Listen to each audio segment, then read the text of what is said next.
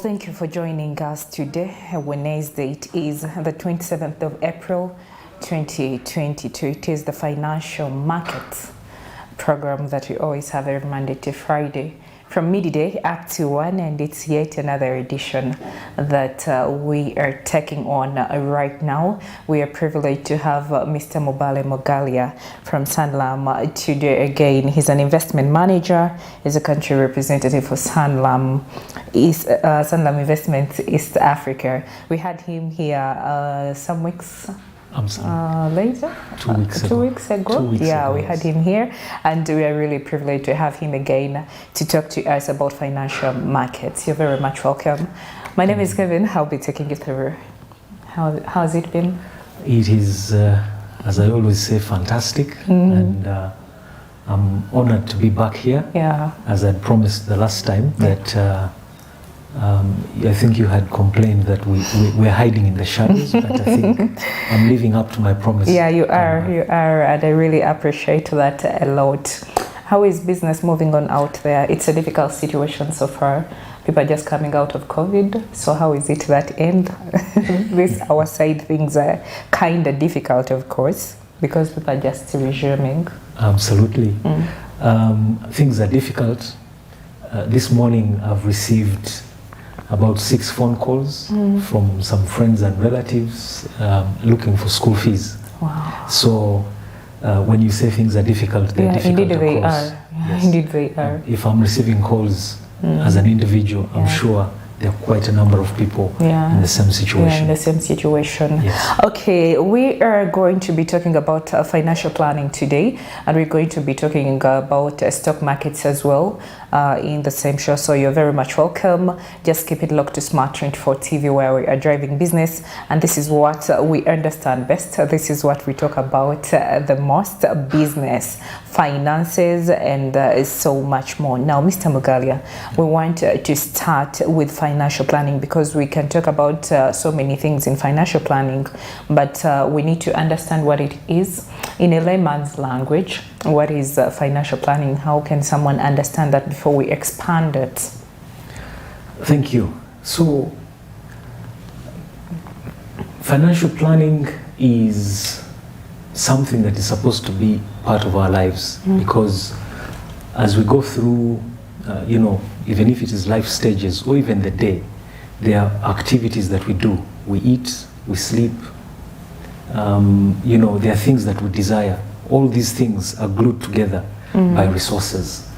And that is why planning for those resources then should be a way of life rather than a luxury. So to me, financial planning is very simple. This is something that everyone should do, because if you don't do financial planning, then you are walking on eggshells in terms of how you go about your life. So it's a part of life. Absolutely. Like on a daily basis, we have to be practicing this. Why is it important? So maybe I can say that if you do not plan, then you have probably planned to fail. Okay. We have objectives, we have needs, we have wants. All these things would not show up just because we thought about them.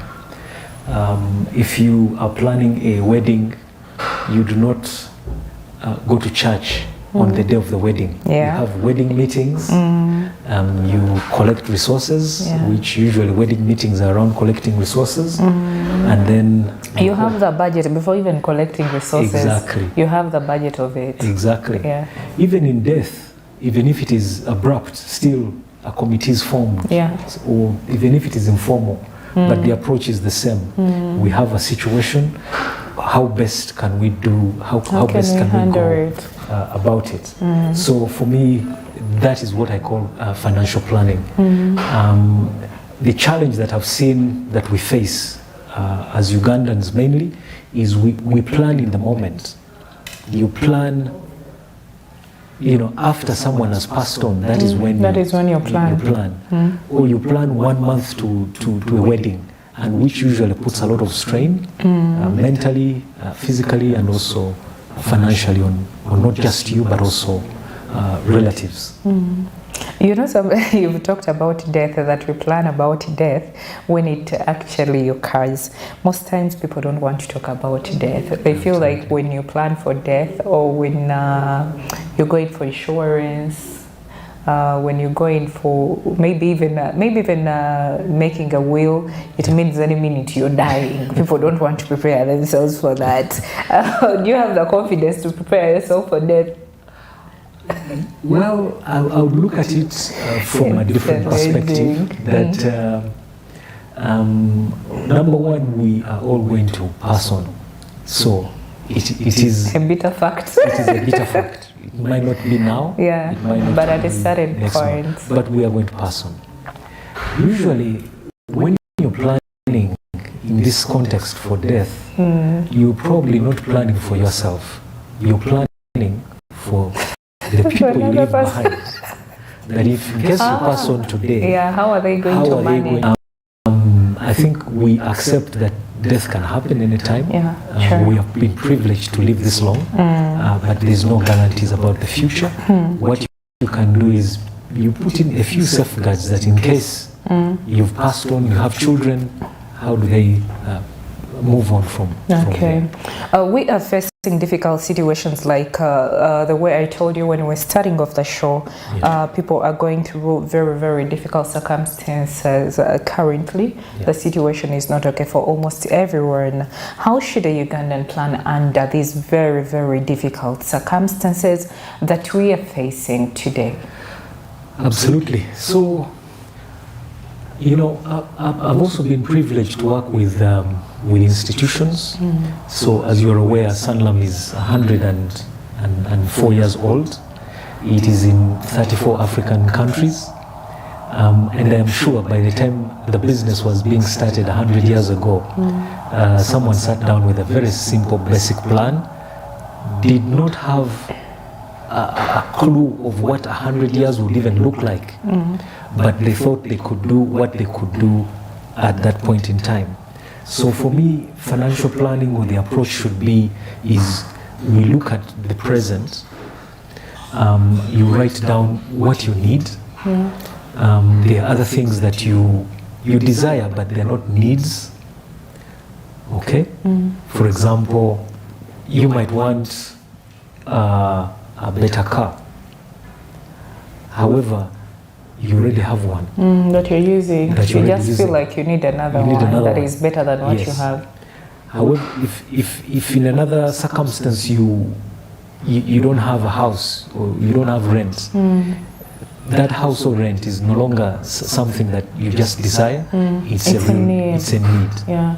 Now you have to write down a few objectives.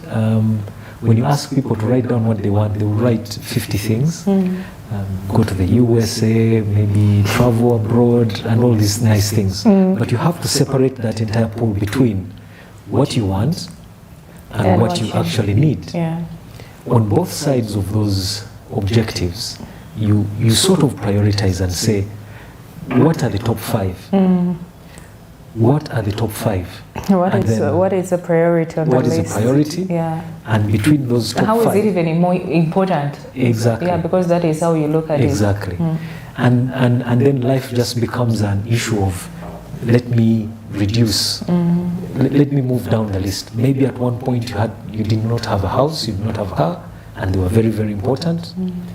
Maybe when you've accomplished those, you can then move down to the other items. In my view, that is planning. Wow, but it's a difficult situation that Ugandans are going through. So it's a hard thing to look at. You know, most times when we are planning, finances are key in everything that we do. So it's a difficult situation, and I hope that we get just through this, because it's not an easy one. Now, so many people have talked about goals. Smart goals. They're called smart goals. How should these be approached? Yes, so smart goals, again, relating to any time you ask someone to write down a wish list, everybody has. I'm sure Some football fans could even write, "Oh, Manchester United winning the Premier League." Okay. As a goal. As a goal. Okay. Okay. So I apologize for Manchester United. It wasn't an easy one for them, but that is life, of course. But if Manchester United did win the Premier League, they would feel, well, that was something great during the last year of this year. Example. But when you test that desire from a smart perspective, is it measurable? Okay, is it realistic? What does it add to you? You find that there's a gap. What is the importance? Yes. Of that your smart goal of Manchester winning anyway? Yes. Yeah. So I'm trying to demystify those smart words and trying to say we need to be brutally honest. Yeah. So a smart goal for me can look like right now I don't have a home. I need to get a home. And then you ask yourself, well, it's not going to come for free. It costs a certain amount of money. How do I go about it? You quantify it. And then you say, okay, this I need maybe 50 million or 100 million to achieve this objective.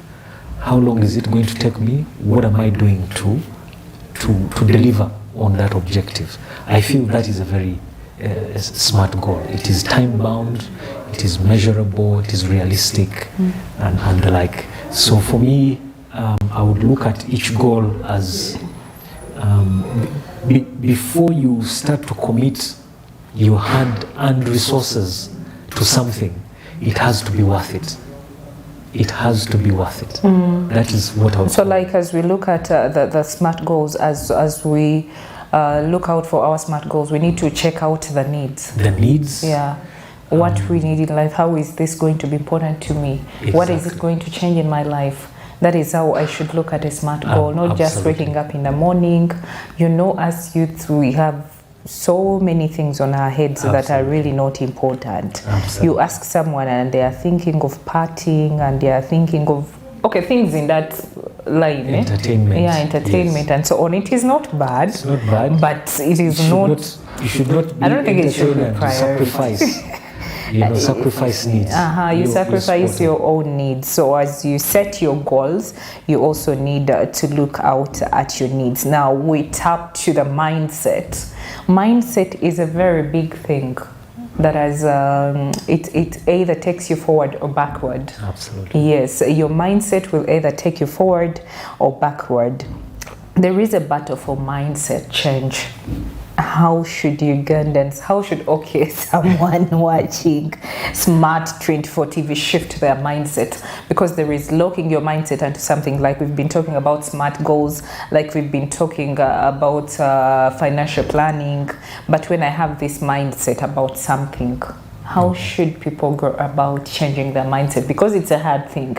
If you find me, Kevin, and my mind is locked onto something, it's a hard thing to change. Absolutely. Yeah, how should people change their mindset?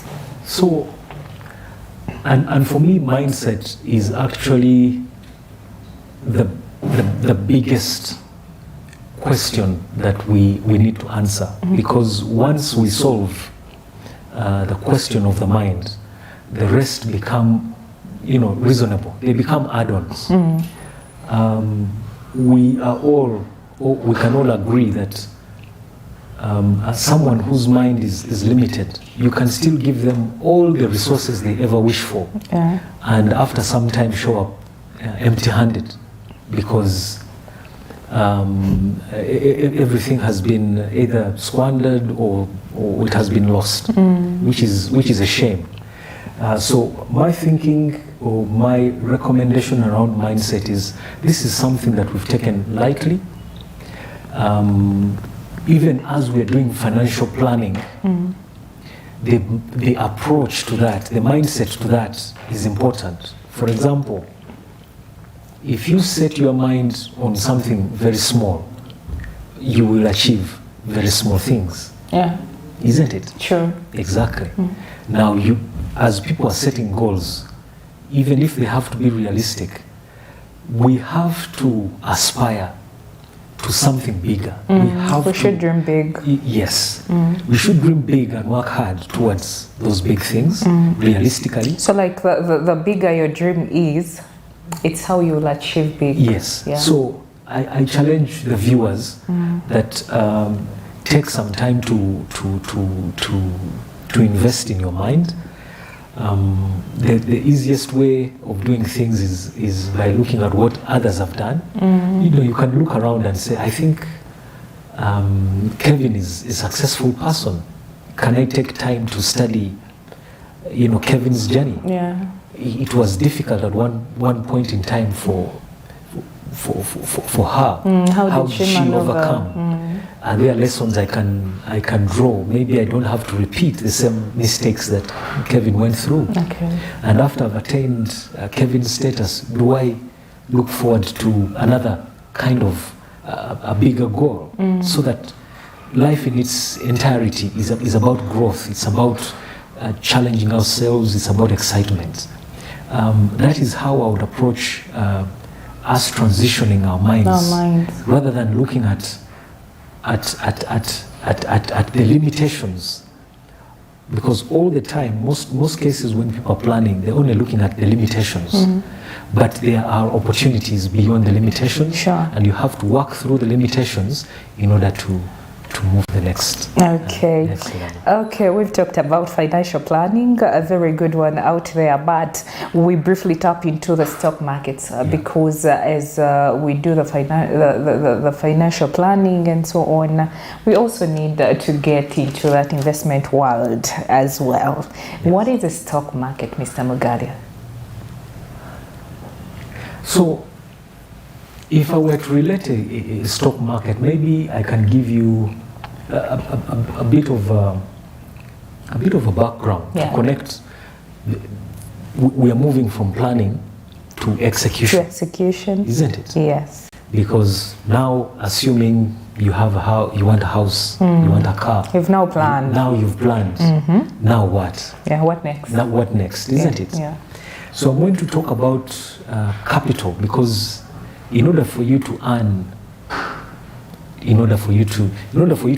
have enough money to buy that house, you need resources to do it. Sure.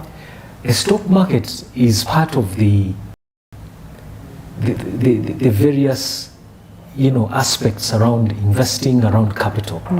All right. And it's good we are having an investment manager. So thank you. We are having the right person to talk about this. Thank you. So I would say that when you want to make some money, you need capital. Capital can come in three major ways. You need capital as you can have capital from shareholders. Say you have Kevin Enterprises and you get together with 10 of your friends. Each one of you puts up shares. 10% of the business, and then together you do a business. That would be equity capital.